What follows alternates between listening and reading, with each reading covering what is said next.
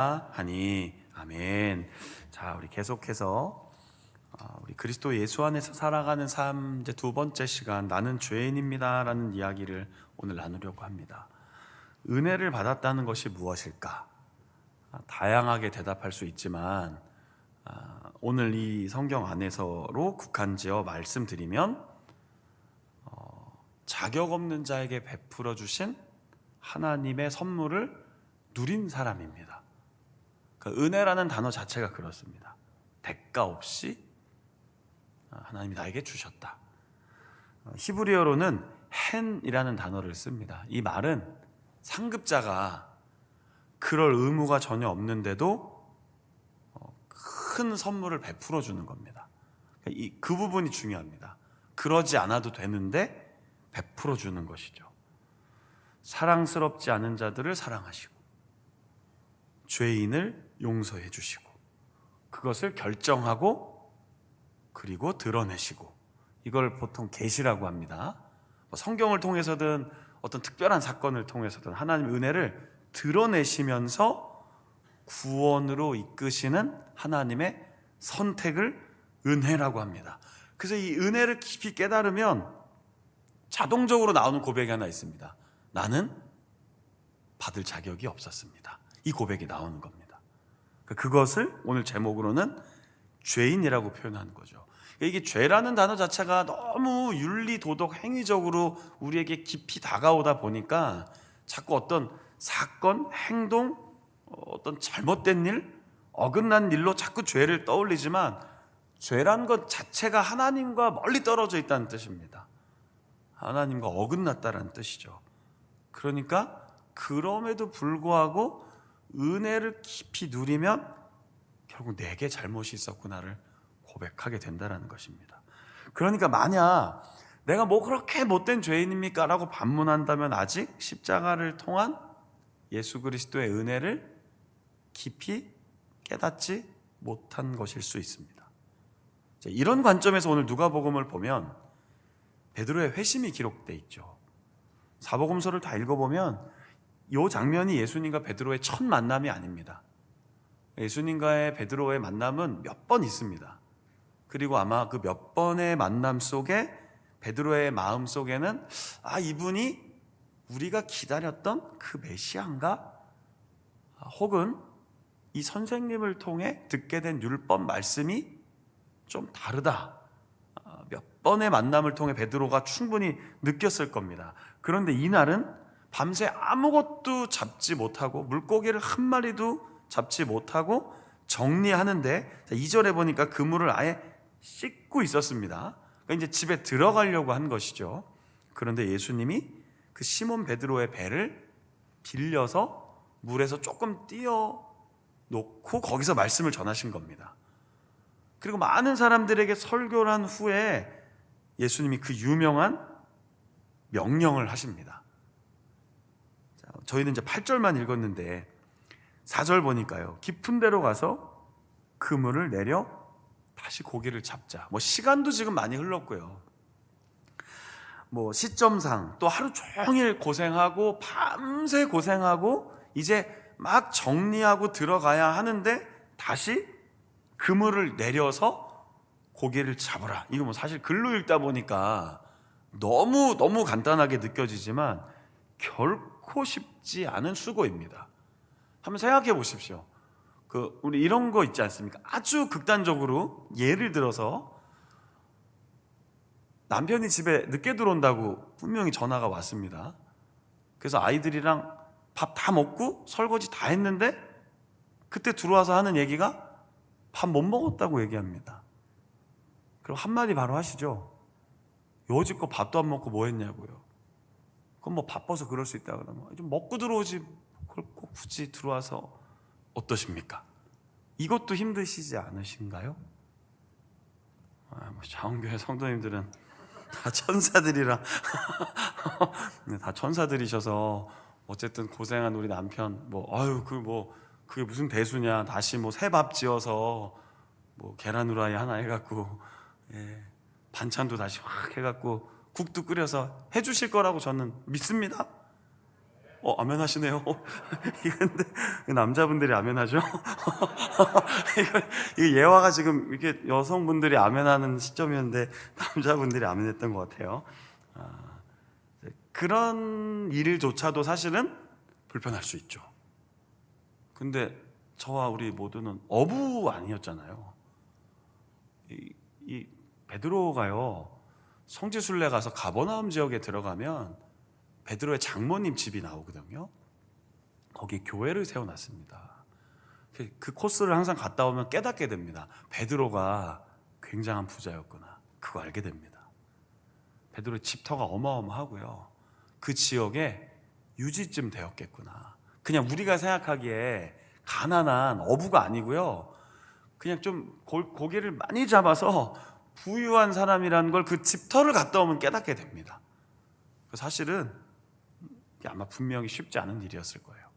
배 다 정리하고 그물 다 씻고 다 걸어놓고 들어가야 되는데 예수님이 한 번 더 가자고 한 겁니다. 예수님은 어부가 아닙니다. 예수님은 마가복음 6장 3절에 보면 목수라고 정확하게 사람들이 인식했습니다. 전혀 다른 역할이었습니다. 그런 예수님이 다시 고기를 잡으라고 할 때 베드로가 뭐라고 얘기합니까? 밤새 고생했지만 한 마리도 못 잡았지만 내가 예수님 말씀 신뢰하고 다시 한번 그물 내리겠습니다. 이러고 들어갑니다. 그런데 보니까 엄청 많아서 그물이 찢어질 정도로 물고기가 잡히죠. 자, 이쯤 되면 베드로의 고백이 정상적으로 뭐가 나와야 됩니까? 감사하다, 고맙다. 오늘 정말 예수님 만나서 막 선생님 말씀대로 의지했더니 엄청 큰 행운을 받았습니다. 막 오늘 복 받았습니다. 이래야 되는데 오늘 8절 읽은 것처럼 아주 이 문맥상, 이 맥락상 너무 이상한 행동을 합니다. 갑자기 무릎 꿇고 예수님, 나는 죄인입니다. 나를 떠나십시오. 이걸 어떻게 이해하시겠습니까? 이게 오늘 제가 서두에 말한 그 은혜를 받은 사람만이 할 수 있는 고백이라는 것이죠. 그러니까 베드로가 뭐 엄청 죄를 많이 지었다가 이 사건을 통해 뭐 회심했다 이런 게 아닙니다. 베드로가 막 그날따라 너무 기분이 막 나빴고 너무 막 화가 난 채로 그물을 막 내동댕이 치고 있는데 예수님이 그냥 좀 참고 한 번 더 던지자 했더니 제가 역시 이런 사람입니다. 그거 아닙니다. 아무 얘기가 없습니다. 이 앞뒤로요. 그냥 상상할 뿐입니다. 혹시 주님 말씀을 의심했기 때문이었나? 이것도 잘 모르겠습니다. 거기 나와 있어야죠. 베드로가 이렇게 나를 떠나십시오, 내가 죄인입니다 했던 이유는 그가 예수님을 의심했기 때문입니다라면 누가가 적어도 설명이라도 좀 넣어놨어야 되는데 그렇지 않다는 것이죠. 이것을 우리가 이해하려면 예수님이 어떤 분인지를 알게 되니, 뭐 놀라운 일 아닙니까? 자기가 일평생 물고기를 잡았는데 이게 말도 안 되는 일이 벌어진 거잖아요. 근데 이 일을 명하신 이가 어떤 분인지를 생각하고 그 앞에서 그 놀라운 경이로운 사건을 경험하니까 이게 은혜 받은 거 아닙니까? 아니 밤새 호탕 쳤는데 그렇게 들어갈 뻔했는데 어마어마한 물고기를 잡은 거 아닙니까? 이것도 은혜예요.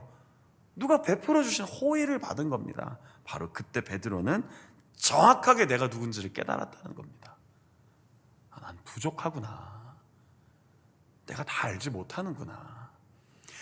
내 인생의 내 삶의 주인이 내가 아니구나. 내가 이 평생을 여기서 그물을 몇 번이나 내렸다 걷었다 했지만 이거 내가 더 잘 알고 있는 영역보다 이분이 더 크시구나. 이걸 깨달으니까요, 정말 바로 고백한 겁니다. 도움은 예수님께 있습니다. 나의 삶의 힘은 선생님께 있습니다. 나를 좀 도와주십시오. 나를 좀 건져주십시오. 나와 함께 해주십시오. 그런 연약함과 자신의 한계를 진심으로 고백한 겁니다. 그게 바로 베드로의 나는 죄인입니다 라는 고백입니다. 그러니까 우리가 뭐 엄청 나쁜 짓 하다가 교회 온 거 아니시잖아요. 오늘 그러세요? 어떠세요? 하루 종일 나쁜 짓 하다가 오셨나요? 제가 저번에도 한 말씀 드렸잖아요. 그럴 시간이 없다고요. 새벽에도 왔다가 출근했다가 저녁 급히 드시고 수요일 예배 정도까지 오면 그 시간에 어떻게 나쁜 짓을 합니까? 가능하십니까? 전 물리적으로 오늘 불가능하던데요. 새벽기도 마치고 출근했다가 오늘 좀 늦게 나왔거든요. 업무가 좀 많아갖고요. 연초되니까 교육사에서 뭐 이렇게 막 임무와 역할 쓰라 그래서 저도 1시간 동안 앉아서 그거 쓰고 나왔습니다. 신앙전력장교 파트에 이렇게 업무 있어요. 한 파트. 그거 막 말 만드느라고 이렇게 한 1시간 하다가 잠깐 교회 나왔더니 여기서 이제 막 일이 있어서 하고 식사하고 누구 만나다가 우리 또 오늘 기독 부사관 분들 오셔서 또 같이 얘기 나누고 하다가 수협에 온 겁니다. 이거 뭐 어디 가서 딴 생각하고 딴짓할 시간이 없습니다. 진짜로요. 물리적으로라도요. 그 우리가 죄인이라는 이 뜻은 오늘 제가 막 행위적으로 제가 뭐 마음속으로 엄청 못된 짓을 해서가 아니라 혹시 나의 연약함을 알면서도 인정하지 못하고 나의 한계를 알면서도 하나님 의지하지 않고 내가 다 알지 못하는데 다 아는 것처럼 생각하고 그 내 중심이 하나님의 말씀에서 자꾸 조금씩 엇나가는 것으로 우린 다시 한번 이 고백을 진심으로 붙잡는 것입니다. 주님, 저는 연약합니다. 도와주십시오. 제가 다 알지 못합니다. 구약 성경에 가장 하나님 마음에 합한 자, 합당한 자라고 알려진 사람이 다윗입니다. 이 다윗이 사실은 하나님이 그 중심을 보고 선택한, 그래서 기름 부어서 왕이 되게 한 사람입니다. 그러니까 다시 말하면 합격입니다. 합격. 하나님으로부터 합격 판정받은 사람입니다. 몇 사람 안 됩니다. 성경에. 아브라함 정도. 근데 아브라함도 사실은 여러 차례 불합격이었습니다. 좀 불완전한 행동이 많았거든요. 또 누가 있을까요? 다윗 말고요. 사무엘 정도가 좀 괜찮을까요? 어린 사무엘, 하나님이 부르시고 그를 통해 이스라엘을 회복시키는 몇 사람 안 됩니다. 사실은. 그런데 그 중에도 그 어린 다윗을 보고 하나님이 사무엘에게 이 친구가 합격이다 했던 그런 사람입니다. 그런데 그가 나중에 왕이 돼서 통치를 잘하다가 어느 날 아주 우연히 밧세바를 간음합니다. 왕정시대에 왕의 부름을 거역하기 되게 어렵죠. 밧세바가 의도적으로 그랬는지 아닌지는 잘 모르겠습니다. 그런데 어쨌든 목욕하고 있는 여인을 보고 다윗은 그를 불러서 침실로 들입니다.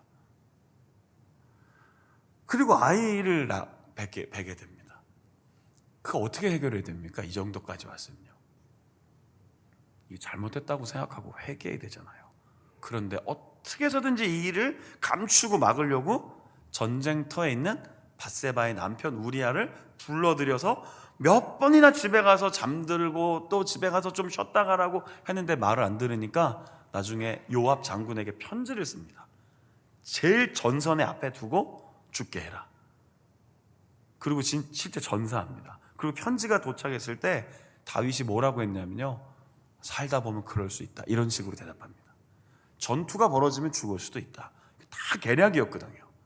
그렇게 해서 나중에 전사한 충신의 아내를 마치 불쌍한 여인을 걷어들인 것처럼 아내로 맞이합니다. 아무도 몰랐습니다. 아무도. 다 다윗이 대단하다고 했습니다. 와, 다윗은 신하의 아내마저도 거두시는구나. 홀로 된 그 밧세바를 그렇게 왕비로 맞이하는구나. 그런 정도였는데 어느 날 나단 선지자가 옵니다. 그리고 이야기를 하나 들려주죠. 100마리 양 있는 사람이 그 앞에 한 마리 영 있는 어떤 사람의 양을 뺏어서 잔치집에 썼다. 그랬더니 막 다윗이 흥분합니다. 그런 놈이 있냐고요. 무슨 이야기입니까? 그 자기 이야기인데 전혀 자기 이야기를 못 듣는 겁니다. 이 죄가 그런 겁니다. 은혜라는 건요, 다른 사람 이야기를 들으면서도 내 부족함을 깨닫는 겁니다. 다른 사람의 이야기를 막 듣는데도 나도 그러지 않은가? 나도 그랬었는데, 나도 그렇게 연약한데 주님 날 도와주십시오. 이게 은혜 받은 사람입니다. 그런데요, 이 은혜가 없는 사람은요, 내 얘기를 해주는데도 내 얘기를 못 알아듣는 겁니다. 그래 막 화를 냅니다. 그런 나쁜 놈을 당장 데리고 오십시오 했더니 나단 선지자가 용기 있게 담대하게 뭐라고 합니까? 당신이 그 사람입니다. 그때 처절하게 회개하는 게 바로 다윗의 눈물의 기도였습니다. 참 놀라운 일 아닙니까? 베드로, 다윗의 두 사건을 소개하면서 여러분 어떠십니까? 나는 죄인입니다. 이 고백 되게 부담스러운 고백입니다. 나는 죄가 많은 사람입니다. 이게 사실 매일매일 고백하기 어려운 이야기 맞습니다. 그런데요, 그걸 조금 더 다르게 바꿔서 나는 실수가 많습니다. 나는 부족함이 많은 사람입니다. 나는 내 스스로 나를 지킬 수 없는 연약한 존재입니다. 하나님의 마음이 나를 붙잡아 주시고 그의 영이 나를 충만하게 붙잡아 주셔야 은혜 가운데 머물러 기도하고 말씀 듣고 서로 사랑하고 먼저 배려하고 이해하고 또 신실하게 살아가고 정직하게 살아갈 수 있습니다. 이게 바로 은혜라는 것이죠. 그 은혜의 고백의 첫 시작이 뭡니까? 나는 죄인입니다 라는 것이죠. 특히 은혜를 받으면요, 깨닫고 즉시 돌이킵니다. 그러니까 빨리 돌이킬수록 은혜가 충만한 거죠. 빨리 돌이킬수록요. 그게 정말 사는 길입니다. 늦게 돌이킬수록 우린 늘 손해보는 인생을 사는데 그게 잘 안 됩니다. 용기가 없어서요. 두렵고 떨려서요.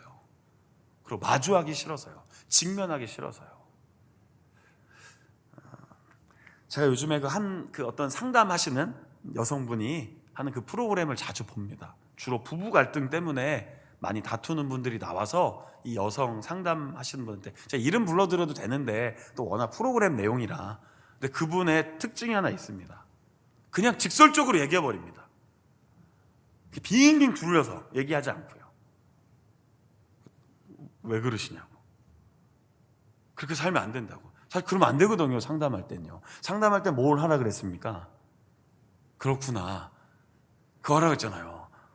그러셨군요. 맞아요. 그렇구나 하면 된다는데 그 상담하시는 분은 조금 놀랍습니다. 저렇게 얘기하면 저 앞에 분이 마음을 확 닫을 텐데, 기분 나빠할 텐데. 근데 아닙니다. 당신이 틀린 겁니다. 아닙니다. 직면하게 합니다.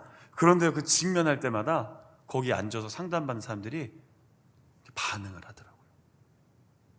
그리고 돌이키겠다고 약속을 하더라고요. 어쩌면 예수님이 어떻게 베드로와 더 깊은 얘기를 했는지 우린 다 알 수 없습니다. 오늘 이게 지금 사건이 그런 거잖아요. 뭐 금을 내려라 뭐 이렇게 하고 고기 많이 잡고 이런 이 사건 속에서 분명히 베드로는 예수님과의 어떤 대화가 있었을 거예요. 다윗도 마찬가지였습니다. 자, 이제 우리는 어떤지 돌아보는 것이죠. 여러분, 은혜 안에 살고 계십니까? 은혜 안에 머물러 있으십니까? 십자가를 통한 예수님의 사랑, 은혜를 진심으로 깨닫고 살아가십니까? 그럼 나를 의롭게 여기지 않습니다. 겸손해집니다. 남을 쉽게 정죄하고 비난하지 않습니다. 제가 이번 주 월요일에 제가 T성역 공부하는 반이 있거든요. 월요일 밤에요. 같이 약속을 했습니다. 실천 과제. 험담하지 않기. 교회에서 피하고 싶은 사람 만나면 다가가지 못한다 그랬어요. 다 같이. 교회에 피하고 싶은 사람 있으시죠? 없다고 하면 오늘 거짓말하는 겁니다. 있습니다. 교회에서도 피하고 싶은 사람이요. 어색한 사람이. 그럼 만나서 뭐 대화하고 이런 것도 우리가 너무 힘드니까 먼저 기도해 주자고 해서 기도해 주자. 딱 지나가는데 저분 좀 나랑 어색한데 그럼 마음속으로 빨리 기도하라 그랬어요. 주님, 그런 마음 품지 않게 해주세요. 다가갈 수 있게 해주세요. 그분이 다가오면 마음 열게 해주세요. 이런 식으로요. 몇 가지 실천까지 했어요. 그러고 나 보니까 제가 험담을 많이 하고 있더라고요. 저희 대화 속에 계속 저 사람 왜 저래? 저분은 왜 저래? 이런 얘기가 되게 많더라고요. 진짜로요. 솔직히. 여러분, 은혜 받은 사람은 험담하지 않습니다. 은혜 받은 사람은 남을 비난하고 정죄할 시간이 없습니다. 왜요? 내 허물이 얼마나 큰데요, 지금. 내 약함이 얼마나 많은데요. 다른 사람 허물 볼 시간이 없어요. 내 허물이 너무 많아서요. 다른 사람의 작은 허물을 보고 이해합니다. 예수님이 용서해 주셨는데 내가 뭐라고? 내가 뭐 더 할 말이 있다고? 말이 적어지고 대신 그 말이 나온다면 사랑하고 이해하고 내가 죄인인데, 내가 더 부족한데, 내가 더 연약한데, 바로 그것이 오늘 나는 죄인입니다 고백하는 사람이라는 것이죠. 남은 한 주간 이런 고백 속에 살아가시기를 바랍니다. 주일 설교 내가 그리스도와 함께 십자가에 못 박혔다고 했잖아요. 못 박으십시오. 그리고 이제 내가 사는 것이 아니라 내 안에 나를 위해 그 목숨을 버리신 예수님 믿으며 살아가는 삶입니다. 싸워 이기시고, 유혹과 싸워 이기시고, 나를 자꾸 흔드는 그 문제들 다 내려놓으시고요, 예수님과 함께 동행하며 믿음으로 한 주간 힘있게 살아가시는 우리 모든 성도님들의 삶이 되기를 축복합니다. 아멘. 자, 오늘 결단 찬양은 생략